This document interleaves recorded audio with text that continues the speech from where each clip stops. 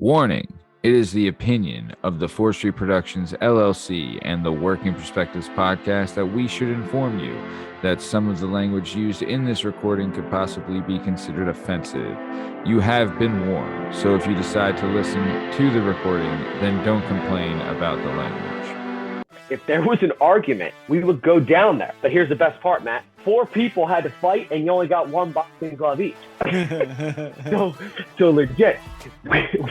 We get into a fight one night. My brother and this guy, Sean Montepello, no joke, his brother, TJ, and me are going against those 2. My brother got so mad that I kept telling him, dude, you've been cheating since the day you were born, you scumbag. Yeah. He goes to swing at me, misses, knocks his own partner out. I never laughed harder in my life, dude. Never laughed.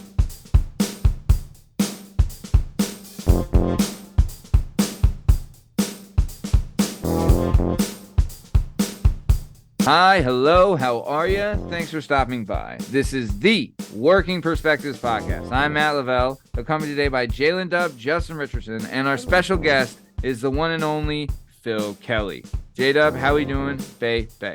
Like a stranded man in a submarine with only 40 hours less of oxygen. I'm ready to go. Okay, love it. Very nice. You know what I'm talking about? No, yep. I mean, I kind of can. No, I don't. No. Yeah. These people paid $250,000 to go down and see the Titanic, and they lost the signal and they can't find them, and they have currently, as this podcast records right now, 40 hours less of oxygen. They're dead. No, they were. You know what? They were abducted.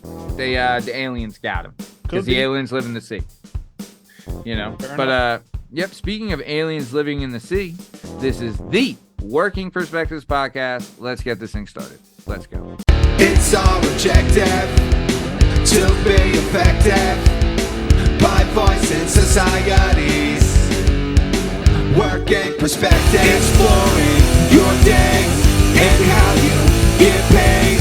Launching a new episode every Tuesday. Your day can transform while we inform with new episodes available on every platform. So check out our vibe and how we get live. Then do us a solid. Share and subscribe. Would you share it? Would you share it? Would you share it? Working perspectives.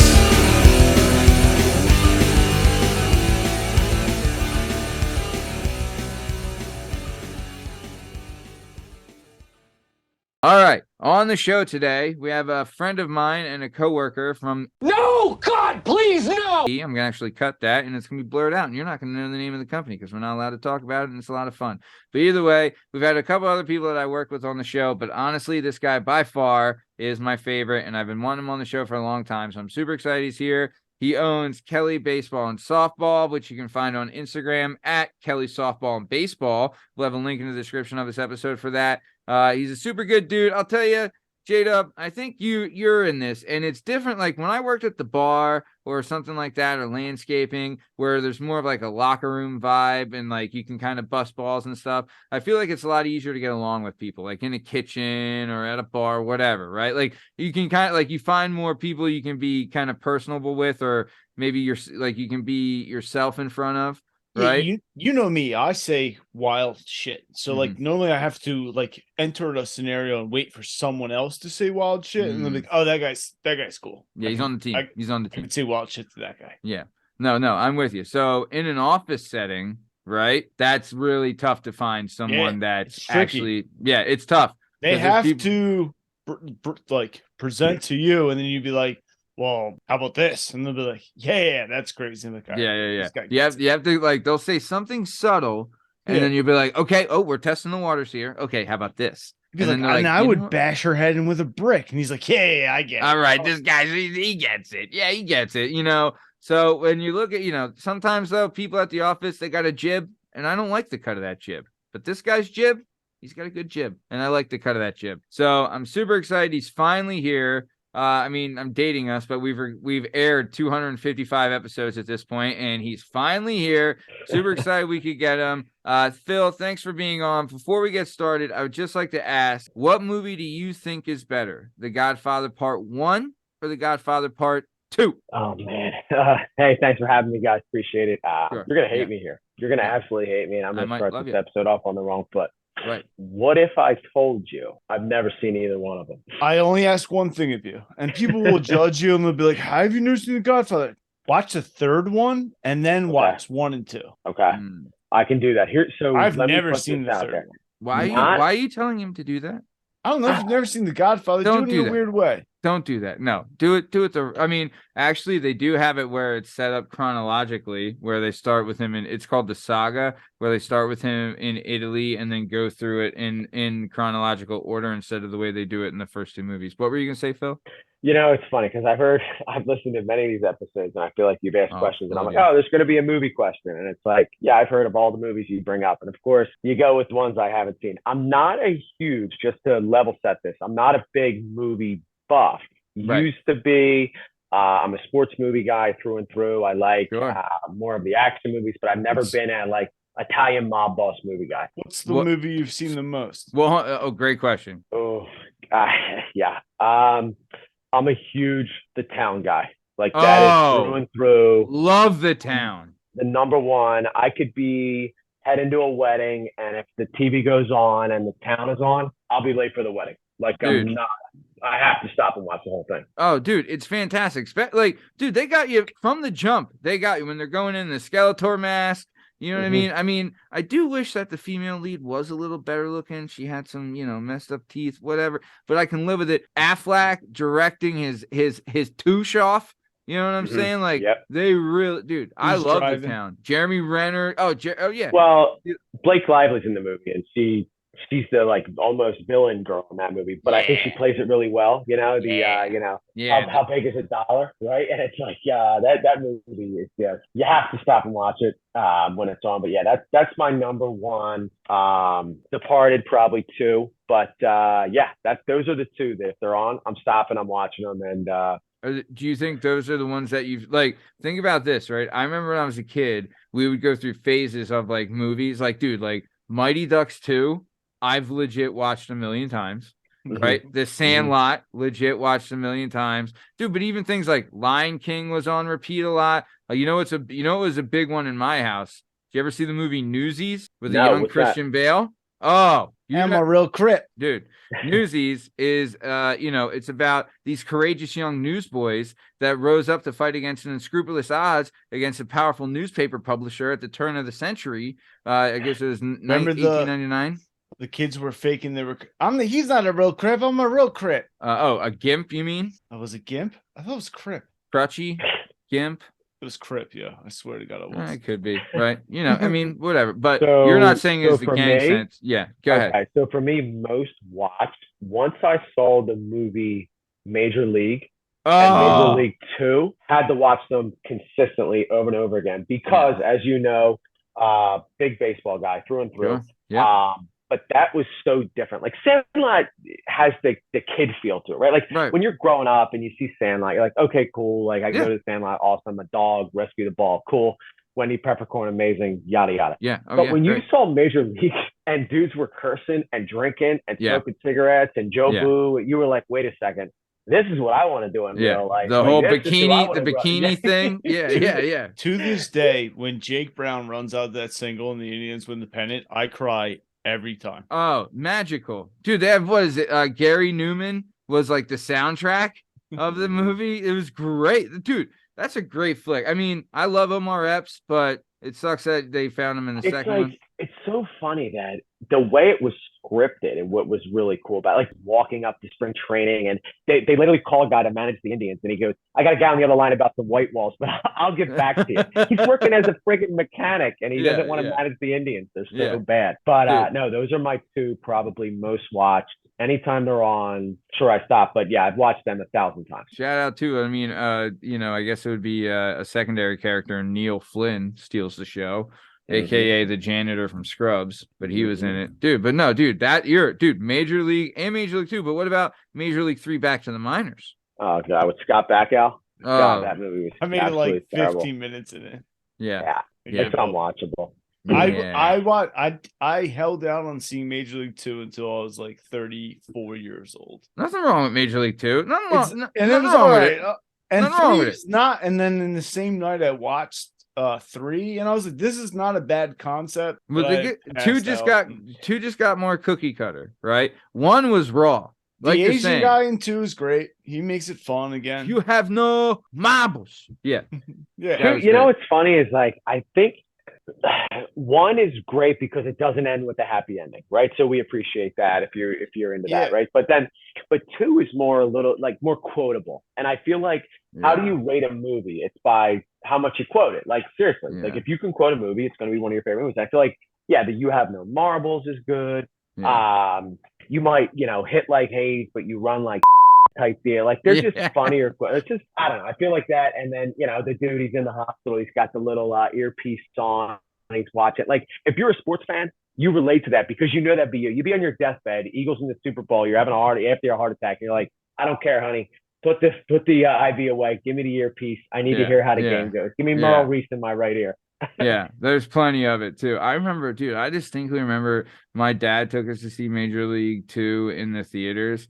And I remember him saying, he's like, damn, Sheen put on some weight in this role. You know what I mean? I was like, Sheen, I guess, wasn't on the stuff. But no, dude, nothing wrong with Major League 2. Dude, I'll tell you another one. When I hit like the teenage years, Dogma. Dude, religiously watch Dogma. I absolutely love that movie. But okay, so next question, right? That's her. Mm-hmm. When it comes to Cheetos, are you crunchy or are you puff? Good question. I would go crunchy. Of course you would. Of Yeah. course you would. The Puffissance is officially dead, Justin. All right. Justin here's a puff boy. He's a puff boy. Yeah, I'm not afraid. See, I don't think Bang. if you're going to say ball. Cheetos puff, you're talking about a cheese curl. It's a whole new product. Cheese So- ball, cheese curl. But I think that product belongs to hers. It doesn't belong to Cheetos. So I feel like you're dipping your toe in the wrong water. No, I'm saying like Cheeto is. I'm not saying Cheeto is There's the brand. the I'm saying Cheeto as like the description of. Wow. I would say the Doodle and the Crunchy fall under the Cheeto kind of parent account. Moniker. You know, Nah, crunch me up. yeah, crunch all day. What about pancakes or waffles? Oh man, you know what? It's great. This is awesome. Yeah, so I have a hot take, and you know me, Matt. My style is I'm going to control the script. You're not, so I hope you don't have too many questions. But I'm going to start asking you questions. But point being, my hot take is this: you just asked me, do I like pancakes or waffles? My hot take is I think breakfast sucks. What? And I just think it's just such a you just eat it to eat it, and you move on with your day. Let me explain it, and you guys give me your thoughts. Okay, you can have lunch, you can have dinner. Those are more group efforts. You can have a beer with your lunch. You can have a cocktail with your lunch. You get a big group of friends together for dinner. You have Thanksgiving dinner. You got holiday dinners. Nobody's having a group breakfast. I just think breakfast it's just so basic. I mean, listen, I'll do a couple eggs every day, but if you want to make it breakfast enjoyable, and you go out and let's say you're doing your breakfast burrito or whatnot, your whole day's ruined because you got to overeat. You feel terrible afterwards. And it's just, I don't know. I mean, I'm happy to hear your thoughts here, but I really do believe breakfast is it's just so overrated. I don't really enjoy pancakes or waffles. I mean, I'm shocked. Whoa. I'm not gonna lie. I'm not gonna lie. Phil and I have the privilege and the pleasure of being fathers. Mhm. And Father's Day was recently. I know I'm dating us, but Father's Day was recently. And I'll tell you, I got taken out to a brunch for Father's Day, and I'll tell you, it was incredible. But you didn't have breakfast. You had a brunch. You just put 2 meals together, Matthew. You can't do that. Is it so? Here's my only But I question. ate a I'm waffle. talking a Tuesday morning. Your I'm talking a judgment. Tuesday morning. You didn't have brunch on Tuesday morning. I'm saying you can't one-off it. One day out of the year, you got a Father's Day brunch, and you're saying breakfast is great. I don't think you could do that. Phil, I love a good breakfast. Phil, my question for you is: does it matter what time you're eating breakfast? Okay, so Do you hate now- breakfast foods, or do you just don't like you don't want to. It Yeah, sounds like you great don't want to eat question. early, which I don't want to eat early either. But I love breakfast. Yeah. So that's a good thought there, J-Dub. Yeah. So I always, and Matt had just said, I have kids. So I'm always up early. I'm up before Right. 6 a.m. every single day. You don't like Monday- eggs? Same. You don't like No, bacon? I'll eat eggs. I'll Okay, eat hash So sausage. it's browns? not I'll the eat food. it all. It's not the food. It's not the food. I feel like it's the It's breakfast the time is you gotta it's, do it. no, it's just something you do and you move on. Like you don't. Let me ask you a question. You could sit here Breakfast and is if I said, special. "What's your favorite steak? Have you had a good chicken parm lately? What's your favorite burger?" Like you just go to a different place, and if I Yeah, but said, that's "Hey, dinner. what's Dinner's your a favorite? different thing. What's your Dinner favorite is bacon, egg, and dinner's- cheese omelet?" No, I can tell you a great breakfast spot near me that does a good breakfast. Turning Point, I Metro, got this diner, Farmer's Gems. Daughter. Turning Point is a chain restaurant. I go Turning to Point this does a great Gems. breakfast. I go- They have a new or a Cajun eggs Benedict that'll knock your schwanz in the ground. All right, Cajun eggs Benny. Look it up. It's over cornbread. Justin, I interrupted you. Go ahead. I go to Gems Diner. I get a Gems. newspaper and a pen from one of the waitresses. Pen from the waitress. I get 2 eggs over easy. I get cheese on my hash browns and white toast, and they butter it for you. Because that's really 90% of what I'm coming from. Is I just want someone to butter my toast for me. I'm walking over out, easy and butter my toast. That is your nickname. I'm walking in out high with a school. 10 on the table, and that's it. And it's a beautiful experience. How much? Wait, a 10 for the whole gimmick? Dude, it's like $4.99 for the meal. And I don't drink coffee, so I'll either get orange juice or I might just go straight water, depending on how I'm You're a feeling. big coffee guy, though, aren't you, Phil? Hate coffee. I thought Yeah, I you don't were- do coffee obviously. either. So I it's don't do either coffee. orange juice, and if I'm not feeling peppy, if I don't want to shit soon, I'd go no juice. I just go water. Mhm. How do you do your coffee, Justin? If I was gonna drink coffee, I like it how I like my women. White? Strong and black. All right. I just feel like if you were to say to somebody, let me cut in here, Matt. If you were to say to somebody, "Oh man, had a beautiful 2 eggs over, cheesy hash browns, and white toast," come on, you're not a foodie there. Little You're a guy salt, who little spent pepper. some time in prison, is what you are. Oh, I'm having such a good time. You walk in, In you just prison, spread you're the having a counter. good time. You've Yeah, that's a never great gone meal out in for prison. breakfast and had I have, Matt, and I Okay. hate it every single time. I kid you not, because I'll go and I get excited and I'm like, I want to make this an event. I want to buy into these breakfast lovers. Yeah. So I go, give me the corned beef hash. Give me the breakfast burrito. And next thing you know, I've eaten way too much food. My Well, whole see, day yeah. is destroyed because you have to I feel like in order to enjoy breakfast, you have to overeat breakfast. You don't have to do that with any other meal. No. Tell me I'm wrong. You're not wrong. You are going when you go out to breakfast. You're going guns blazing. Well, because You have to- you have to. his perspective is because it's the opposite. You're thinking You're thinking dinner terms. I'm gonna crush 1,000 things, drink 1,000 drinks, and then I'm gonna go to bed. But breakfast is a meal of the morning. You just gotta hit what you like and get yourself going. Dude, honestly, I'm Lavelle, help me out here. Come on, dive in, big dog. So I understand. What about this? What if forever, right? From now until forever, you could go out to breakfast and then you get a nap afterwards to just let it go. Are you back on the team? Are you Dude, back on the team then? You are literally asking. This is now your third question you've asked me that I've had no interest in. Don't like the Godfather. Don't like pancakes and waffles, and I don't nap. You're gonna Come on eat now, breakfast. fella. You just struck out. You better get back on the mound But you and throw like me a crunchy strike. Cheetos. You like What about crunchy cereal? Cheetos. You like cereal? I don't like crunchy. I just answered the question. I don't like cereal either. I'm a potato chip guy through and through. I think the potato chip is better than the French The guy's fry. not gonna eat breakfast. I don't know what to tell you. No, no. He's not Hold gonna on, do hold it. on. J-Dub. Hold on. J-Dub. Whoa. No, no, Hold on. no. He's not I gonna do eat it. breakfast every single day. Eat Yeah, breakfast I know, every single but- day. But 2 you eggs don't over easy, 2 pieces of overindulge in turkey your sausage. breakfast. Right. Never. Yeah, because you want to keep your energy high. You don't want to be sluggish after breakfast. I You got you there. Matt, would you describe me as an energy guy? You're an energy guy. You So got. if I mean, ate 3 but I would- pancakes, what would I would happen? say clean energy. You're a clean energy guy. You're not like because there's some people that have energy, but they're herky jerky. They're all over the place. You're Yeah. like an energy guy, but you're like a smooth, clean energy guy. But no, I would say also, Justin, I don't know if you heard Phil when he said this, but the potato chip over the French fry, Dude, I'm 1,000%. I just did it the other day. My sandwich came with fries, and I said, "Yo, do you have chips?" And they're like, "Yeah." And I was like, "Dog, let me get chips." And he was like, That's my guy. That's my "Comes guy with right fries." And I was like, "I don't want your French fries. I want potato chips." there. Yeah. Were they Yeah. homemade potato chips? I don't even care. It'd still be better than French fries. I don't know what I'm hearing right now. I Potato chips can't. bang at all times. Just the plain gimmicks, a plain Give me bag a of hers, plain a crispy- plain bag of flimsy hers. Oh, have you? Oh, this goes contrary to what you're about to say, but I just had the John's roast pork potato chips today from hers. Just Philly had those. Jones.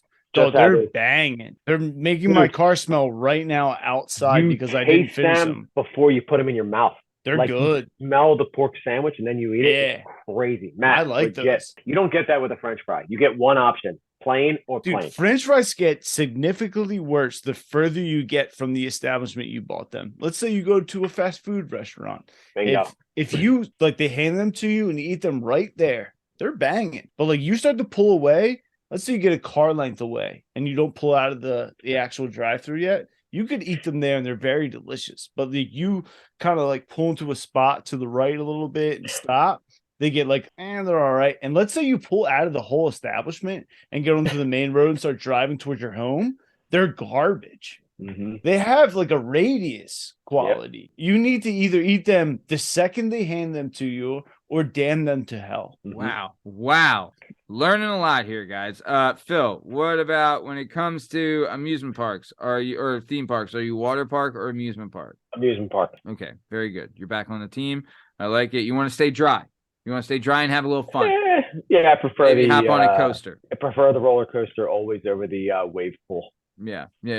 I went to a water park last week when I was on vacation, and let me tell you guys, I now have chlamydia and staph infection. So there you go. Didn't show up with either, and I left with both. You didn't have fun? I'll tell you, I did. It was a little windy that day, so the park wasn't super crowded, and you can just go down. Like I went down, went right back up, went down. It was a smaller park.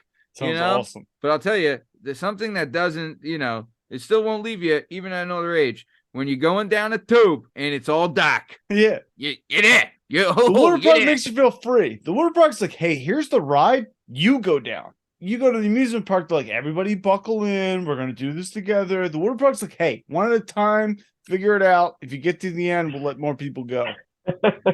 Yeah. No, you're not wrong. You're not wrong there. Okay. Okay. And then what about this, Phil? Bill Murray or Chevy Chase? God. You put two characters in the same movie. Boy. Do it, Phil. Yeah, I'm gonna go Chevy Chase. Jesus Christ. Yeah. What is happening here? What is happening here, Justin? I feel like Chevy Chase just is one of a kind. Bill Murray is just like he's got that grumpy old man look to me. I don't know. I'm sorry. That's all I gotta say. Grumpy Old Men's a great movie. Grumpy Old Men's a great movie. Grumpy Old Men's a great movie. Stand firm with me, you, and like one other person. Yeah, I'm going Didn't Chevy. the person last week? Who was on last week? Here's the deal. My dad worked 30 years for Chevy, so I got to go with Chevy. How about that? Deal with it. Ooh, man. Okay, last question here. And Yes, sir. Phil, I need your honest answer because this is going to decide the man you are. When it comes to eating wings, are you drums or are you flat? I know that I was expecting this question. I know that's the biggest question every guest gets asked on this show. And everyone that's answered it flat is an asshole. They are an Because asshole. He's back on the team. Yeah, you got to go drums here. Like, It's what do you drums all the think? way. Like, why would you want to do all that work for less meat? Like, Yeah. All it's that literally, work? Less It's soggy so- meat. Takes one hand. it's not. Those are It's barbarians. grabbing a Justin. drum is a barbaric. You said Chevy Chase, and I want to support you so much. I just want to be behind you. You're right. No, Phil, you're completely right. Justin, you're a scumbag jerk, and everybody knows it. Yeah. Jury's out. No, great stuff. So, okay, Phil, thank you for getting there. Your opinions on breakfast are known, not really well supported, not a big fan, but we'll keep it going. I want to talk about this. Like I said at the top of the show, You are the owner and proprietor and head coach, I guess, of Kelly Baseball and Softball. And like I said, in the description of this episode, we'll have a link to your Instagram, which is at Kelly Softball and Baseball on Instagram. Check it out. Really good stuff. A lot of high-level athletes, high-level players there. A lot of good stuff going on. Tell us, how did you come to start this, and what's the deal with Kelly Baseball and Softball? I appreciate the opportunity to talk about it, Matt. So growing up, loved baseball, whether it was wiffle ball in the backyard or throwing little mini, the little hole golf balls that are plastic in the house with my brother, knocking down our popcorn ceiling. I just grew to love baseball. Played throughout high school and then ended up being lucky enough to play college baseball at Newman University. I was a starting pitcher for them for 4 years, team captain. And afterwards, I started working in corporate and really didn't love it. So kind of wanted something on the side that I would find some enjoyment with because, healthcare recruitment wasn't all that exciting. So I started doing private lessons about 14 years ago, slowly but surely built from 3 or 4 kids that I was training in Abington, Pennsylvania to full on company, Kelly Baseball and Softball, as you had mentioned. I did that for about 7 years full time. Where I did travel baseball teams, camps, clinics, private lessons. I coached at Plymouth White Marsh High School. I ran a travel team called Lumberjacks Baseball for 12 seasons. And then finally transitioned to where I'm at now to just doing back to a side gig. But my thing is this, guys. I was a high school guy that was a little bit heavier, a little bit out of shape, didn't have a ton of confidence. And I see a lot with young kids now. They don't believe in themselves. They don't have those mentors or life coaches that they can count on to help build them up. And so I've done it, like I said, for 14 years. I love working with kids. I'm currently working a camp right now for softball. I've got a baseball camp in a couple years. But my goal is just literally to get to know each kid, develop a relationship with kids that I work with, and help them to battle all of the anxieties and pressures and fears that they might have, and help them on the field in baseball or softball, to be honest with you. So again, like I said, I've been doing it for a while now. Love it. Every kid that I work with, I develop a different relationship, and I think I love it just as much as the next one. It's who I am through and through. I love being around people and with people, and I think the opportunity to work with kids and help them really, hits home for me. So now that I, have kids of my own, I've got 2 young girls. It means even more that I've expanded my softball business as I'm hoping to one day be able to train them. So thanks again, Matt, for letting me talk about that. No, dude, awesome. That's some great stuff, brother. I'm so happy to see that you have a passion for that and that you get to express that. And I'll tell you, man, working with kids, like you're saying, I'll tell you, this happens a lot at the boxing gym where I'll get a kid that comes in that's like, they're, also at that stage is so tough. They're going through an awkward phase. They're getting like their body's growing. They're growing into their body. They're probably like the most unathletic they'll ever be in their lives. You know what I mean? So like you have to coach them up, and to see them get better athletically and to learn and grow, and you help instill confidence in them that wasn't there before. It's an incredible thing, and it's an incredible feeling. And you should be very proud that you're doing that. That being said, so you're talking about wiffle ball and stuff. Did you ever get into the blitz ball? Yeah, so wiffle ball, blitz ball, corner ball. We had a game. I gotta sidetrack the conversation again. We had a game because I feel like what's really cool about sports, whether it's football, basketball, baseball, especially in baseball, you kind of create your own version of it growing up, right? Because you don't have access to like, hey, I don't have someone to pitch because I'm too young, or we don't have L screens, or we don't even have baseballs. Like think about it, like the whole Sandlot vibe, if they didn't have a baseball, right? So growing up, we have in Conshohocken, Pennsylvania, where I grew up, we have these little streets that are like, think about the top of a football, the seams, right? So you have one main road, Fayette Street, and then all the avenues would be the seams. So we lived on one of those.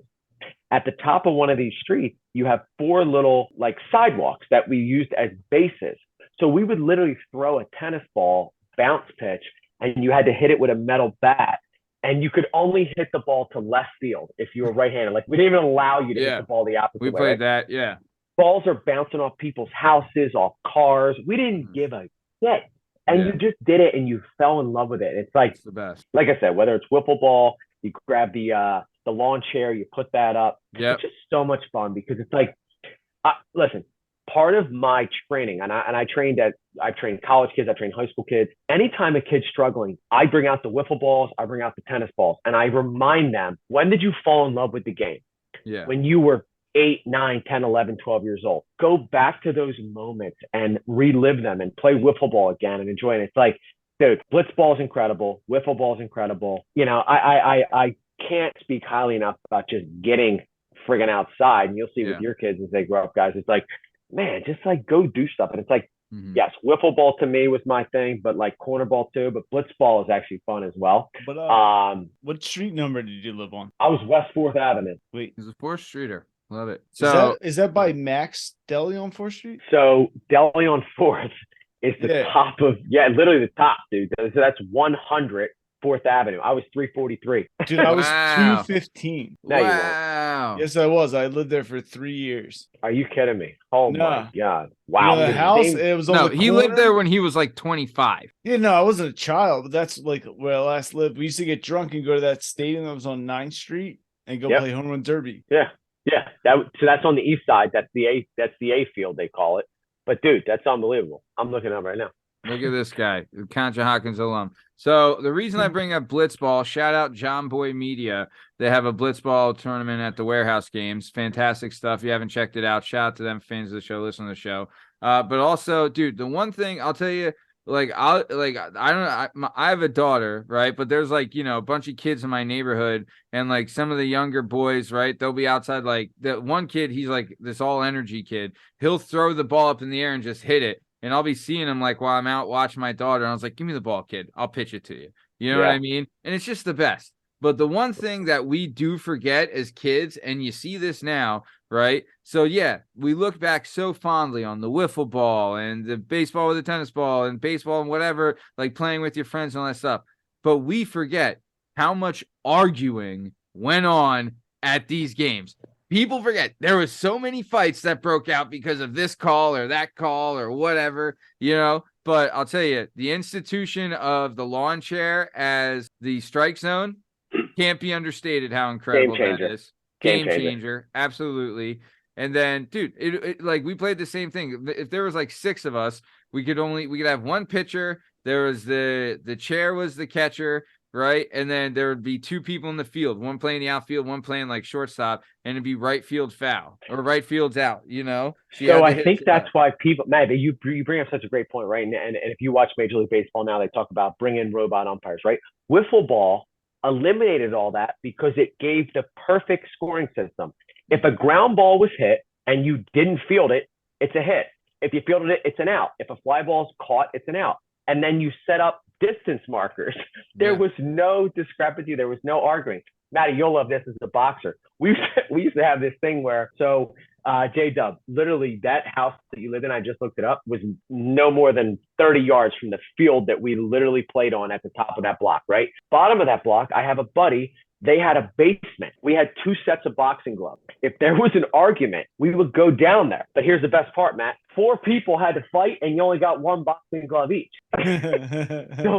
so legit. We get into a fight one night. My brother and this guy, Sean Montepello, no joke, his brother, TJ, and me are going against those 2.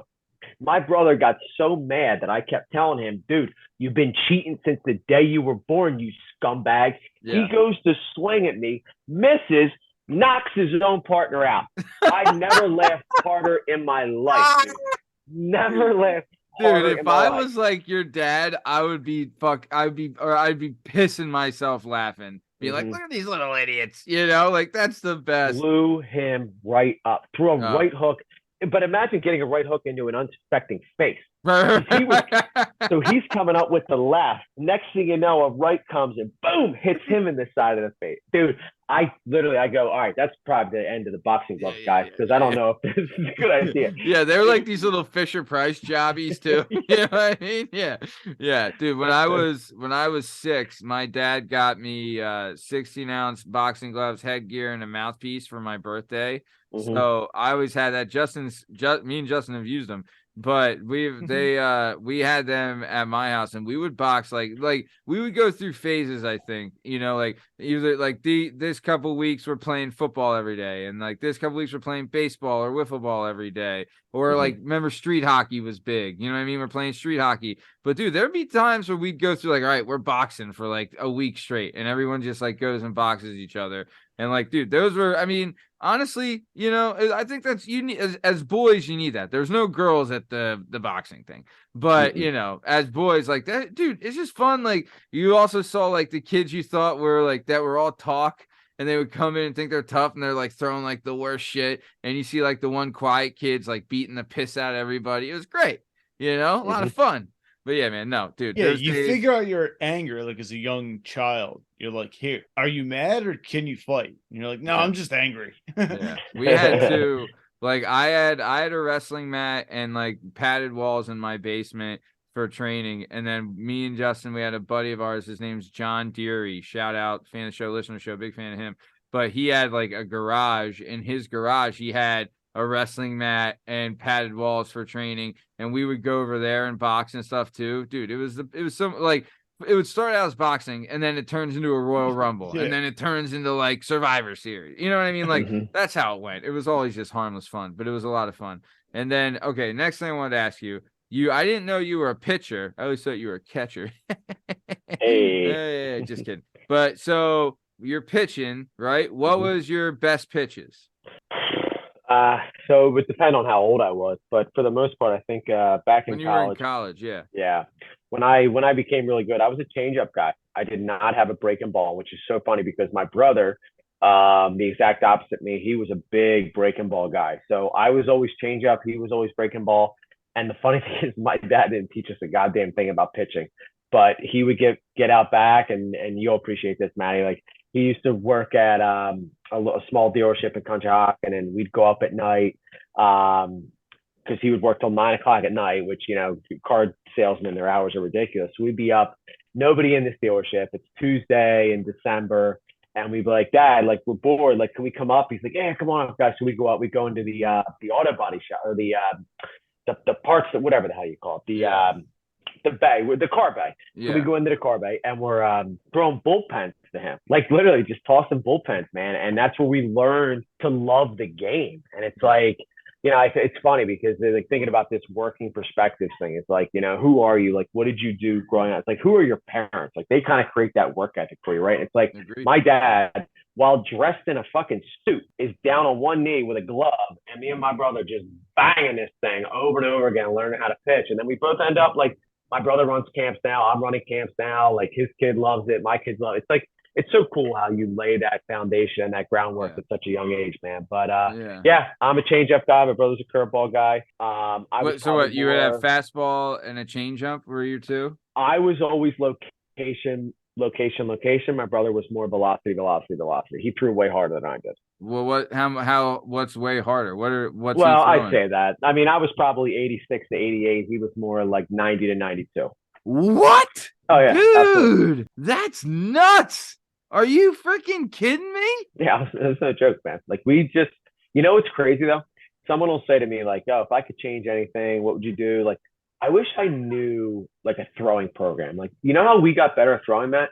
What? We just threw. Yeah. We would go out back and not even asking questions. We had a wooden picnic table. Those long like 6-footers made out of wood. We would go out and we would just turn it on its side.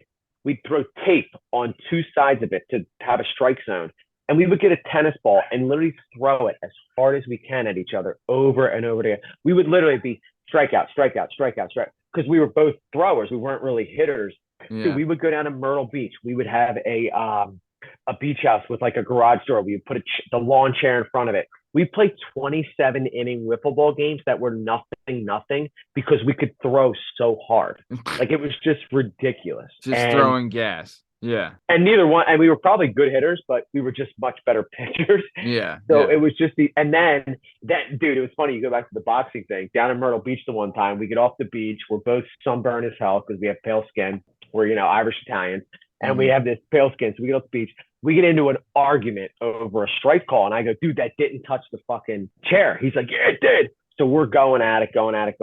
I grab him and I shove him against this fence, rips the sunburn off his back. My mom lit me up, bro. She's like, "You're done, dude. I told you about hurting your brother," because I'm older than him. She's like, "I told you about hurting your brother," and I'm like, "What do you want me to do? He was wrong. I had to set him in his place. I'm sending a message you're not willing to send." Yeah. Hey, you gotta respect the call.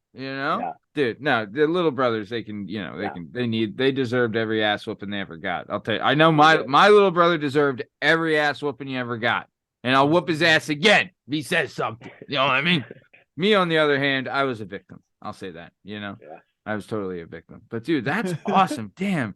No, you're 100% right. I'll tell you what. I had a buddy of mine who he didn't make varsity as a junior in high school for baseball, and he really wanted to as a senior. So we would throw all the time, and dude, but you're so right, dude. The way you get better, just throw. That's it, man. Start getting the whip warmed up. I mean, there is a lot of technique to it, though, as you look at it. And I'll say this: it's very similar, like throwing a boxing punch and throwing a baseball. There's a lot to the phonetics of it are somewhat similar as far as you kind of want to get your hip in front of your elbow and really turn your side into it and things like that.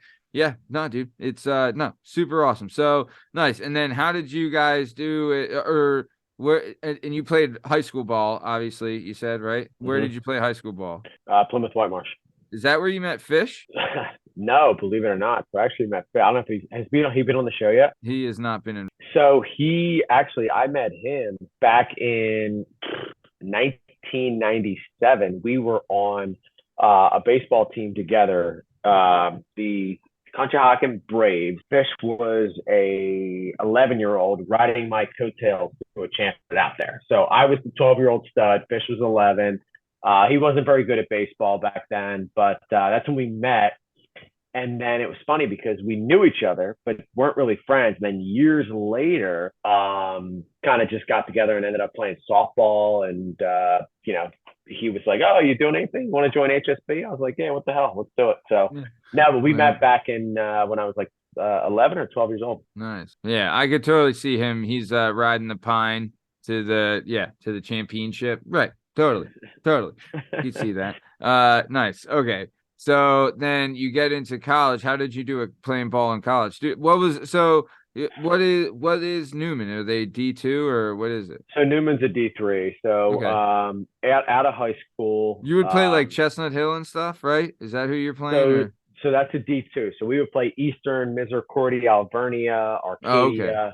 Nice. Yeah, those type of schools. I mean, we played a couple D2s. We actually played a couple D1s, believe it or not. Your schedule just allows it because you play so many games. But no, so I went and I tried out for Kutztown, which is a D2. The guy told me he liked me, wanted me to try to walk on, got accepted to the college. And I was like, okay, cool. I'm in with that. I could walk on. They had 23 returning players. I'll earn a spot. No big deal. My dad comes home one day. He goes, "Yo, fill out this questionnaire for Newman University." I'm like, "Where the hell's that at?" He goes, "It's down in Aston, Pennsylvania." I said, "Okay, whatever." Fill it out, send it in. The coach calls me. He goes, "Hey, listen, we're looking for pitchers. Why don't you fill out the application?" I said, okay. I filled it out, got accepted. And he's like, "Listen, I'm going to come to one of your games this summer. I'll see you pitch and I'll give you an idea of what I see for your future here." I'm pitching in the regional championship for American Legion ball against Southampton. And I ended up going 9 innings, pitched really well. It was awesome. Pitched the gem piece. And he was like, "Hey, listen, you could come down here and start from day one." And and Matt, I think I've got baseball tattoos on me. I'm a baseball junkie. I love it. I've literally been checking the Phillies score every time you guys stop talking. It's just who I am. So I was like, you know what? Do I want to go to a college and walk on and give it a shot, or this guy says I'm going to play, I'll go play. You tell me. So anyway, I ended up going to Newman, and first 2 years were a little bit of a struggle. But that's when I realized, you know what? Hey, I got to work a little bit harder. I'm not as good as I thought I was. And I grabbed, it's funny, your buddy was like, "Let's go throw, Matt. Let's go throw." So I grabbed our catcher. I was like, "We're going to the gym every single day until I figure out how to throw a changeup." Because I didn't know. I kept throwing fastball, curveball, and my curveball wasn't good, as I mentioned earlier. So literally, dude, just trying new things, trying new grips every single day until my arm fell off. I developed a changeup, developed into a much better pitcher. My final 2 years are pretty good. And then after that, I loved it. I played a couple of years of semi-pro ball, and then once the arm gives out, which unfortunately mine did, no big deal. Just like 18 and older, wooden bat leagues, nothing crazy. But anyway, once the arm gave out, that's pretty. You know, you're selling yourself short, bro. That's pretty great, man. I mean, we've only, besides myself, we've only had a couple professional athletes on the show, so it's great to have you here. You know what I mean? But it was, man, so that's the best because it's just for the love of the game. For real. It's because you like doing it and you're pretty good at it. You're like, all right, let's go at it. Have you, did you ever play against a guy that, like, dude, I remember seeing times where I'm like, all right, there's levels to this shit. You know what I mean? Like, so if you guys get a chance after the show, look up the name Anthony Recker, Alvernia College. So he's literally a MLB Network analyst right now. He was a junior at Alvernia my first year of baseball. Okay. Let me tell you a quick story. So I get to Newman. I am wired one way. I was not a drinker. I didn't party at all. So I worked my ass off. I was excited about playing baseball there. You're still not a partier, No, I am now. Okay. It's changed a little bit, but so I get to Newman, work my butt off. Was really excited about freshman year. We go to Florida for our first trip. I get to Florida. I am like, Maddie, I am flying high, dude. It's 79 degrees. I'm practicing in shorts. Like, I'm from Pennsylvania, dude. Like in February, your arms all nice and loose and warmed up. Well, dude, wait till you hear this. My first bullpen, I can't throw a strike. My adrenaline is so high. Like, I'm literally, every ball's off the backstop. I'm Ebby Calvin Lelouch in this thing, like a mother, if you're a Bulls Durham fan. So anyway, the nuke. So it was terrible, right? So my first assignment, I'm the number 3 starter my freshman year. I get Division II Wilmington University. And my coach is like, hey, these guys are going to be really good. Whatever happens, we know we're growing, right? I go out and I absolutely dominate, dude. Like, I'm having the start of my life. Leave the game in the 6th inning with a lead. We're winning 5-2. Everything's awesome. Everybody thinks I'm like a phenom, like the highlight of my college career in my first start. Closer comes in, 2 fly balls get hit the right field. The right fielder misjudges both balls, dives, misses. We lose. Absolutely awful. We finished the trip 0-7. It was awful, right? Anyway, I had 1 start. I'm feeling good. I come home. Next start is against Alvernia University. They've got this guy I just mentioned, Anthony Recker. They've got another guy, Zach Lutz, who's ended up playing with the New York Mets. They had 2 other guys who ended up getting drafted. And this is a Division III team, Matt. So a lot of times people don't realize this. People go D3 because their parents work for the school and they go to school for free. A Division II scholarship will only get you about $2,000. A Division I scholarship might get you $10,000 to $15,000. But if your mama is a janitor at a D3, you're going for free to a $60,000 school. No joke, dude. I kid you not. So anyway, we go up against this team. First start, I'm coming off the Wilmington start. I'm thinking, I'm going to dominate this team. First batter, base hit. Second batter, walk. Up steps, literally Hercules, which is this guy, Anthony Recker. He's got telephone pole size. Yeah. And I go to throw a friggin' changeup, and I hit him in the thigh with it. Dude, he literally like looked at me and laughed and like walked down to first base. And I was like, okay, I'm 18 years old. That's never happened to me. About 10 minutes later, it's 16-0. I kid you not, dude. Like it was like my welcome to college moment. And like, my coach was like, I didn't know how to tell you. This is like a major league lineup. Like the 9-hole hitter took me deep, like 400 feet. Like, they're that good because the head coach of their team was hooked up. Like, he had connections in the major leagues because he was drafted. So he knew, like, hey, come to Alvernia and I'll hook you out. It was like, dude, it was a disaster. But yeah. So I played against I have a 12 ERA right now. Yeah. Dude. I need you to get off my back. Dude, it was bad, man. But I mean, dude, that's a welcome to the game type of moment. You know what I mean? It is what I needed it. I needed it, bro. I really did need it. It was funny.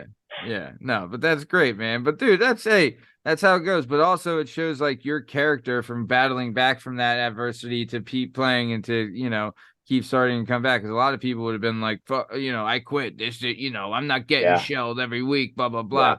But dude, that also goes to show you that the difference in quality between levels, there isn't much. You know what I mean? Like, you can still get some murderers in D3. Maddie, it's the biggest misconception ever, is that people think that Division III baseball is bad. And I'm gonna tell you right now, do you ever hear of junior college? Obviously, I'm sure you have. You got Montgomery County, Delaware County, Bucks County.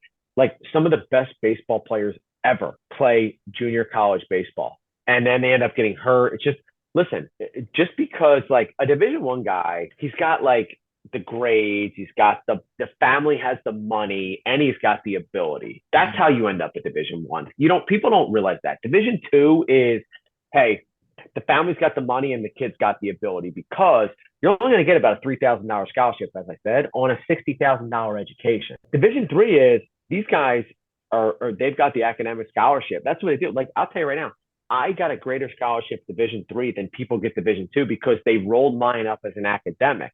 But then you get the JUCO guys. They're the dogs. They're your fucking dogs. They're the guys you don't want to see in the alleyway that just are going to they're going to kick your ass for trying to take their roster spot type deal. And these guys Chico are yes. Oh, he's absolute. That's Eric Sim. He's an absolute monster. I love watching his stuff. Yeah. He's cool too. But he is, like, he set the groundwork for, like, dude, go work hard, you'll make it. That's it. Like, it doesn't matter what level you're at. If you work hard, you end up making it. Dude, also, don't get it twisted. There's some high school kids out there that are throwing gas and hitting tanks.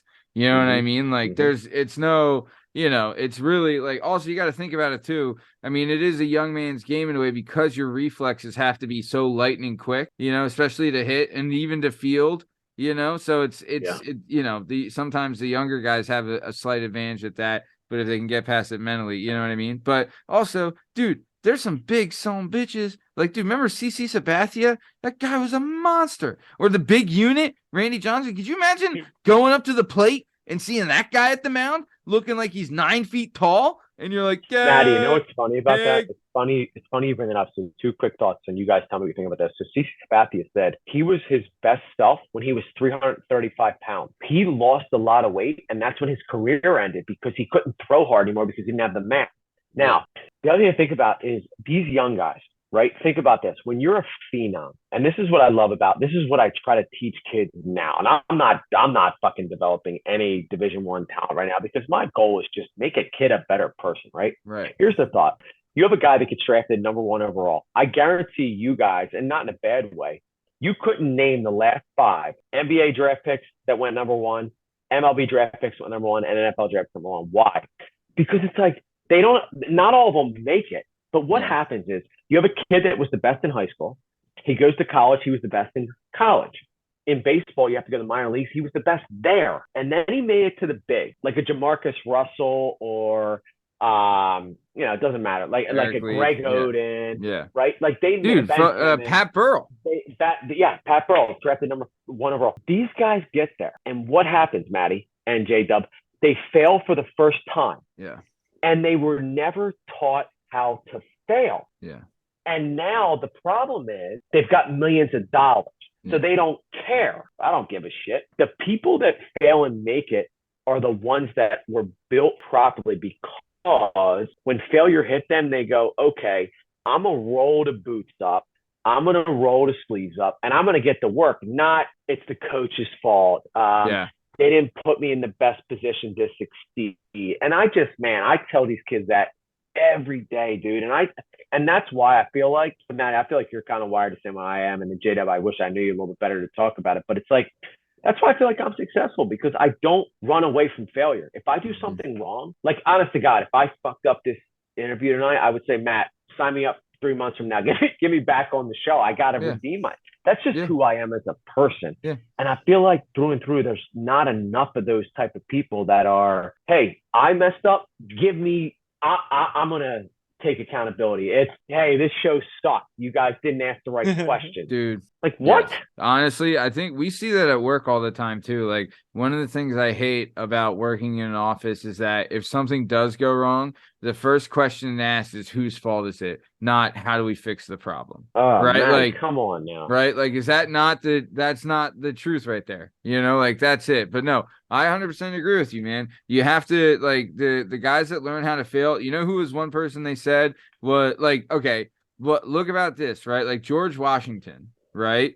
One of the things about him when he was like, when they're fighting the Revolutionary War, people thought he was like a joke because he wasn't super successful. But one of the things they said about him, he was forged by failure, right? Yeah. So same thing with our boy Jalen Hurts, right? He's another one, forged by failure. But the guys that can come back from that, they have the real poise, they have the real leadership skills, and I agree with you. But that takes a lot of character. The guys that can't come back from failure have a lack of character. And one of the things you're doing at your school or at your, at Kelly baseball and softball is you're instilling character. Dude, I'll tell you, that's one of the biggest things I try to teach when I'm there. Like, say we're doing like a drill, right? Like we'll do push-ups for a minute, right? Yeah. And I see a guy, we're almost done, and there's like 4 seconds left, and he stops. And like, the one, like I won't get on him like a drill sergeant, but I'll be like, hey man, you think you could have gone for 4 more seconds? Right? Like mentally tough. You're not gonna die, right? Mental toughness builds better character,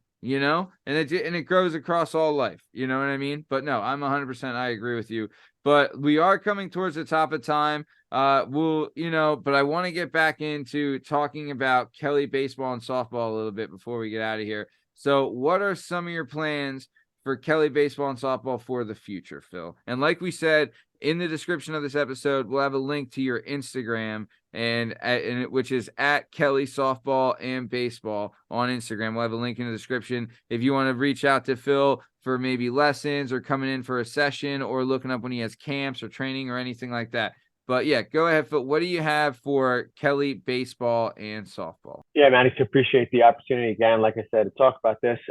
Currently enrolled in a softball camp right now. So obviously, if you were interested, it'd be a little late for that. But I have a baseball camp coming up in Conshohocken, PA, July 10th to the 13th. I will be running a high school preparatory softball camp in August. And yeah, check for updates as I'm always doing lessons. Like Matt said, I'm going to be doing more camps this winter.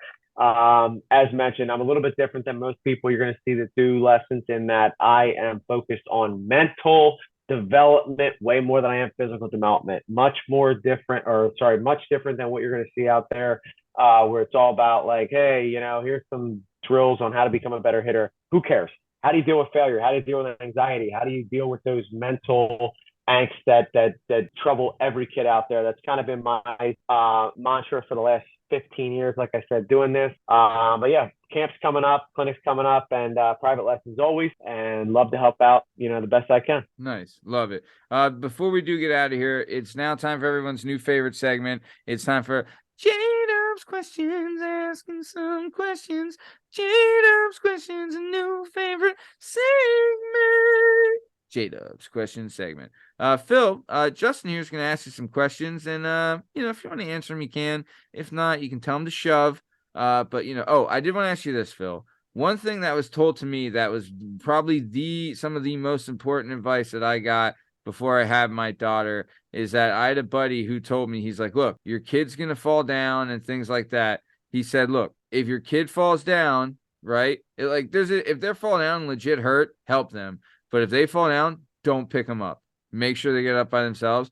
Dude, the number one character building thing I've seen is that. And it is so true. Like, I don't know. Like, you can tell which kids get picked up right away. You know what I mean? Like, so, and I'm not, everyone parents differently, and I get it. And I'm not trying to comment. Picked up, yo. Really? You're still a mama's boy. But, no, but there's still like, it's definitely a thing where it's like you have to pick yourself up. You learn like, oh, I'm not really that hurt kind of thing, But okay, sorry. I interrupted Justin. go ahead with your question. Under over 10 red lights ran. Over. Question. All right, man's not a coward. No, they have those cameras now. Fuck it. If they want to ding me, ding Dude, me. I'm that's a going. whole different thing. The ones I got doing 52 and a 45 ticket on Roosevelt Boulevard on 12/25. That's On goddamn Well, the Christmas gift that keeps on Day. giving, baby. What were you doing driving on Christmas? You don't have family that wants to see you, big dog? No, I had to go you were down. you were trying to get the breakfast. Yeah, I was driving to family on Roosevelt Boulevard. I He was did late for a 52 and brunch. 45. You were late for waffles, you son of a bitch. See, if you hated breakfast, it would have never happened. True. How do you feel about gloves? Like winter gloves or like baseball gloves? Gloves. All right, so I have the worst hands ever. Like they are always cold. In the wintertime, need gloves. Otherwise, hate gloves. You ever go mittens? Never mittens. Oh, I need the fingers. I need to because I'm. Have you ever I'm done outside. the half and half where it's like No, fingers come on, and then you stop. cover them over? and You've it's never mitten? done that either. You've never done that. No, either. I'm not a glove guy. I want to be a glove guy, but I'm not a glove guy. That's why the So- question exists. Dude, I'm I a felt big time that- gloves guy. Dude, I would wear big time. batting gloves every day if it was socially Dude, acceptable. I All right, wear you're talking I wear batting so gloves. many gloves. No, garden gloves, lawn mowing gloves. So I don't do lifting gloves. I do lifting straps. But As a glove I'm a big fan of the. All right, let me take it back. Big fan of the gloves. guy. Same. Dude, Oh, I what about- love- do you get the dude. mechanics ones from Home Depot? Mm-hmm. I Yeah, have little drive- $20 Jones with the writing on the back. Also, got You to have driving you here. gloves? Don't have driving gloves, but I'm a big fan of this, and I'm gonna differ. I'd love you to ask this to people moving forward: shoeless or shoed? I never take my shoes off. What do you Literally, mean? Like I in hate- people's houses or like in your own Never. house? my own house, dude. My Dude, shoes come that's off only to you're go to a bed. maniac, And and I'm and not asking definitely- anyone that question. And J-Dubs, definitely no J-Dubs. socks, right? No, Right? Like no. definitely the J-Dubs. socks stay on, right? Phil? You're in your Socks house. always on. Socks Always always Old on. shoes. J-Dubs always took them. on. J-Dubs took them off the other day for 5 minutes. Walked out to see my wife. Loves. She's a florist. She's planting stuff all over the home right now. She goes, babe, come out and see the new flowers I planted. I don't have shoes on. I'm terrified. I go, okay. I come outside. Let me see it. Boom. Step on something right in the bottom of the foot, and I go, here we go again. I kid you not. I'm literally. Chaos in your own home. That's a whole different scenario. I got shoes on right now. I will. My take little these shoes off my and little ready to go brother to bed. doesn't wear socks. And I have talked to him about that. I wear socks in my own home. You Right. have shoes on full time in your home. What if you Full go time. into your bedroom? When do you take your shoes off? So the only time, so when I wake up, let me think. I wake up, I will. But yeah, how you wake Yeah. up how long until shoes The go first on? hour, the first hour of my day is the only You time. brush your teeth without shoes on.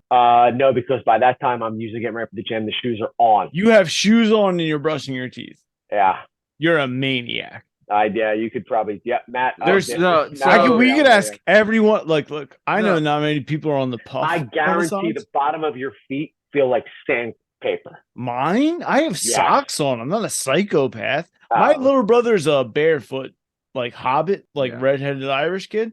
Yeah. But like I'm in socks. Right. I'm not going So- like my shoes have never gone up my stairs Dude, in my life. I'll say this. When growing up, we were not a take your shoes off at the door family, but my wife is European and they are big time take your shoes off when you come in the house. So now we take the shoes off at the front door, right? Which I'm Yep. fine with because I'm a homeowner and I have carpets and I have floors, so don't be messing up my shit. But as far as like socks, the socks are staying on, and as soon as I go outside, I'm putting shoes on, and I could live in shoes all day. I'm with you, Phil. I'm a shoe guy through and through. You're going Also, second Men floor should not be shoes? wearing thong sandals, right? You can wear slides at the beach, and you can wear slides in like a locker Don't room. ever wear setting. flip flops. Never No, wear flip flops. no flip flops ever. We're men. You're a goddamn man. Do not wear flip flops. All right, J-Dub, back. Go ahead. No, I slide. You, I had to get I'll that. wear slides. I'll wear slides. I I'll wear slide heavy. slides. I'll wear slides, but Slide I'm not heavy. wearing flip flops. And if you try and make me, I'll stab you. I'm a heavy slide with socks kind of guy too. Yeah, well, you're also a wig, so there we go. You're from All right, what else, happens. J-Dub? I'm not taking my sneakers on the second floor of my home like you maniac. I don't either. I actually have a. This guy is. This guy's taking shoes on the second floor. I live in Montgomeryville, Justin. I have a shoe closet. Okay, come on. Yo, your wife won't let you take her shoes on the second She floor. will not. God She will knows that stab that me. woman She will wasn't stab there. me. Yeah.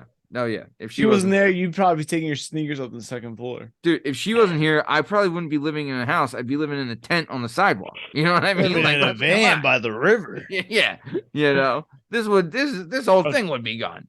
Oh yeah, pay attention. I have more questions. Go ahead. How do you feel about gloves? What's your favorite Are you a Philadelphia sports fan? Yes. Maybe just a preference that only because we have so many guests. What's your favorite non-Philly sports athlete? Oh, favorite non-Philly sports athlete. All right, give me 30 seconds. You know who came to mind for me? Does it have to be a big three athlete? It can be Or a big anything. four? It's just someone who's not from Philly, where you're like, Dawkins. You is know, my you know favorite. who came to mind for me, and I want to ask if this guy counts. So he's from Philadelphia or the Philadelphia Well, area. obviously, the only specific point of the question was not from Philly. But No. He never played in the Philadelphia. He never played for any Philly team, Oh, yeah. right? But he's from Norristown, and his name's Mike Piazza. Oh, stop. You don't He's from love him. Abington. He's from from wherever. Norristown. He's from around here. He's from But, like, Abington. He grew up 2 blocks away from my grandfather's house. Okay, but would that guy count? Yes or no? I mean, technically speaking, he is not a Philadelphia athlete, so yes. But he did. All right, I grow have up- mine. I swear to God, my grandfather had a home on Rossiter Avenue, and 2 blocks away was where Mike Piazza Justin, grew it's up. tough to believe you sometimes because I know that you steal from the mobile order line at Starbucks. So I don't know if I'm gonna I can Stealing trust a you. coffee drink and I making can a trust burnout. you eventually, Justin, but it's tough for me to trust you right away. I will say it. Go ahead, Phil. What were you gonna say? Not to disrupt that beautiful banter back and forth, but so mine is, hurts to say it, Jimmy Butler. I love him. I've always loved Jimmy him. Butler? I hate the fact that the Sixers got rid of him and the That's fact tough. that we have Tobias Harris and I get to watch Jimmy Butler dominate. He's just one of those dogs. He's a dog. He's a killer. He's a great athlete. If I had to say football, let me see. I do. Football's tough because I'm I through look- and through yeah. like an Eagles fan. But if you had to like resonate to like an AFC team, nah, fuck it, I can't. I love the Eagles too much. Bart Scott. But Oh. dude, I like Bart Scott too. Can't wait. Yeah, loved him. He was great. Wait, Dude, if we're talking non-current, I literally loved Ray Lewis. Don't care what his dude, history was. I was like, a big- off the field. Loved Ray Lewis. what about Mike Allstott? Where were you guys at on Mike Who Allstott? doesn't love Mike Allstott? Fucking love Neck Mike roll. Allstott. Got the neck roll. Gotta Dude, love him. also, I mean, but when it comes to basketball, like MJ counts, right? I guess he would be my favorite basketball guy. So if it's all time, I unfortunately love the biggest steroid abuser. Mark McGuire is. I literally love the number 25 because I'm of this on guy. fire like Did 2003 McGuire. Did you read the Yeah. book? Did you read the Sammy Sosa Mark McGuire book? read I it read all, that dude. one. I Yep, I love was that, such a dude. mark. I was a total mark for that chase. Oh yeah. Mhm. Dude, that was the biggest thing in sports. The biggest thing in sports wasn't even close. That was sports. Everyone was watching those. I would love to see Bro, the ratings he from those hit- games. He hit the game, the 60-second homer the day before my birthday. I thought he was going to deliver it on my birthday for me. I thought I delivered the guy. I'm like, Mark, why would you do this? You saved it for me. I'm sitting on going back JDubs to 4th Avenue kitchen. I had had to be a 19-inch TV. And I'm watching the biggest game of my life on a 19-inch TV. And I'm sitting there watching, and he homers, and he missed first base. And I'm like, oh, it's my guy. He did it. I got a full It's blown. like, I don't know, man. Like, I don't think people appreciate sports moments as much as they used to. I'm not going to lie. I just think everyone's just so quick to grab their phone and like, oh, post about it instead of just Yeah. watching it. You know what I'm saying? Agreed. There's that happens in normal life too, because there's times I'll be with my wife and like my kids. And I did this, you know where this came in clutch is for my daughter's first birthday. I have like a videographer guy that we use for shoots and stuff. And I hired him to shoot her first birthday. And it was like, I don't want to out his price, but dude, it was the best because no one had because so there's sometimes you want to sing happy birthday to your kid, but there's got to be one person that has to film it and all that stuff. I was Yeah. like, dude, no one had to film anything. Everyone got like, a quick interview, whatever. Like, what do you think? Say happy birthday kind of thing. Best money I ever spent. This guy came in, he crushed it, filmed everything, filmed her, filmed all the kids. We made a soundtrack to it afterwards. Like, it was great. You know what I'm saying? And it was worth every penny to not have people like on their phone being like trying to capture the moment. Instead, everyone was in the moment, Nice. worth That's every awesome. penny. Final question I'm throwing at you. Give me your favorite. This is all time. Give me your favorite. And I'm going to say it because I want you to understand where I'm going with this. Okay. WWF wrestler. All time. You went after. And I need a reason. Yeah, because WWE is a joke. If you say anybody in WWE, I'm just don't record this and just get rid of it altogether. It's got to be WWF. It's not as good now. You know it. I know it. Give me him. The first person that always comes to mind for me, I love him. I love him ever since his appearance on Jerry Springer. He's my guy, AKA, and I've quoted him on this show several times. It's my man, the bad guy, Razor Ramon. So good. It's so good. Razor Ramon. So good. Rest Hey, in yo, peace. Chico. Scott Hall's dead. Hey. Is he? Yeah, Yeah, he R.I.P. died. Dude, we had a memorial service episode I was there. that you were on. Sorry, I don't keep up with it. My favorite's Tatanka. Wow, shout out. Tatanka, fan of the show, listener to the show. The end of Apparent- my segment is Phil, do you have any questions for me? Where do we start, JDubs? What the fuck? The asshole question, really, bro?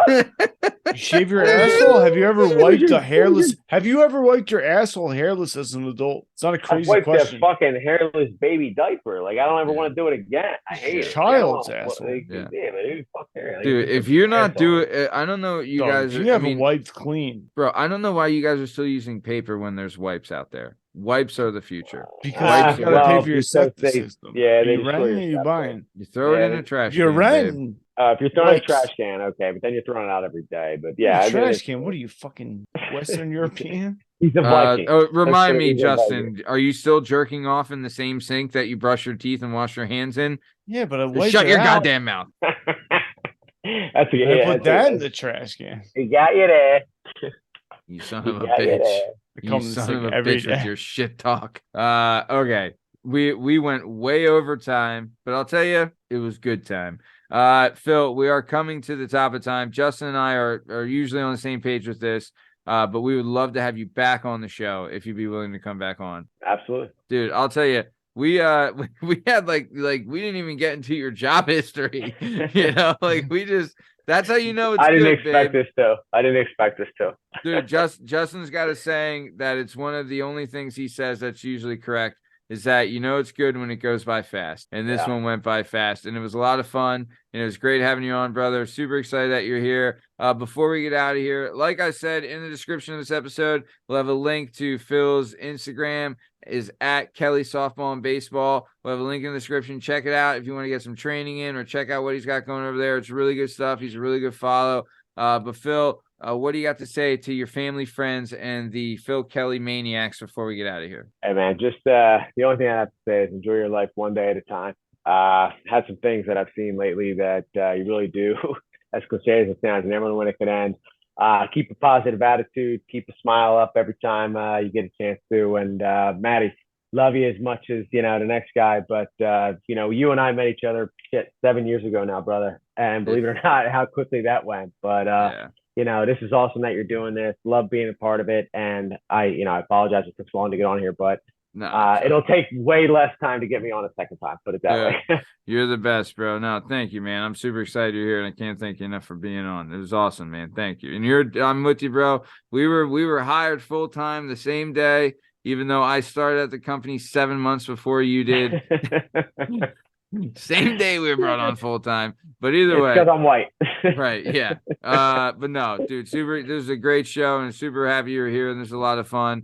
Thanks again, JDub. What do you got to say before we get out of here? Even though it's probably going to be shit talk. I had a wonderful experience. I enjoyed myself thoroughly, and I think I met Matt about 27 years ago. Yeah, something like that. Yeah. Oh wow. What were we? We were what? 13, I guess. I think I was 11. Yeah. So Nice. And what are you now? I'm 38. I just turned that the other day. Oh, Nice, your birthday was the congratulations. other day? It was 20 days ago. Oh, you can tell me that. Your birthday was June 1st? You No, met him it's 27 May years 29th. ago. You don't know his birthday? Come on, big dog. No. Oh, I He's don't think also terrible at math. It's May 29th. It was not 20 days ago, but we won't hold that against him. yeah. Well, it would be May 31st then if it was 20 days ago because there's 31 days in May. But you can both Shit. go suck a fucking chode. Woo! Yours. So it was the Hey, what do you say? 29th then, Justin, Look, was I it? just end this episode hoping that they find those people searching for the Titanic in that little submarine. I mean, And if we'll they all did find it, out. if they did, the time is up. Those fuckers. We're gonna probably find out by the end of those this episode, fuckers probably either- enjoy breakfast. They have 40 hours of oxygen at the time of this recording, so God With knows. 40 minutes left, would you get breakfast? If you had That's 40 all. minutes left to live, are you grabbing a quick bagel or you get, what are you Better doing? than a sunny side egg, a little hash brown, Yeah. a little white All right. toast, Yeah. of butter. So speaking of white toast and butter, this has been another episode of the Working Perspectives Podcast. I'm Matt Lavelle, accompanied today by JDubs, Justin Richardson, and the amazing Phil Kelly.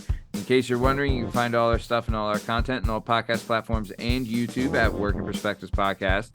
You can follow us on Instagram at Working Perspectives Podcast. You can join us on the Twitter and the TikTok at Working P Pod. If you'd like to be a guest on the show, please email us at workingperspectives@gmail.com. And please like and subscribe so we keep bringing you this sweet, sweet content. Thanks for listening. Have a great weekend. Thanks. See you.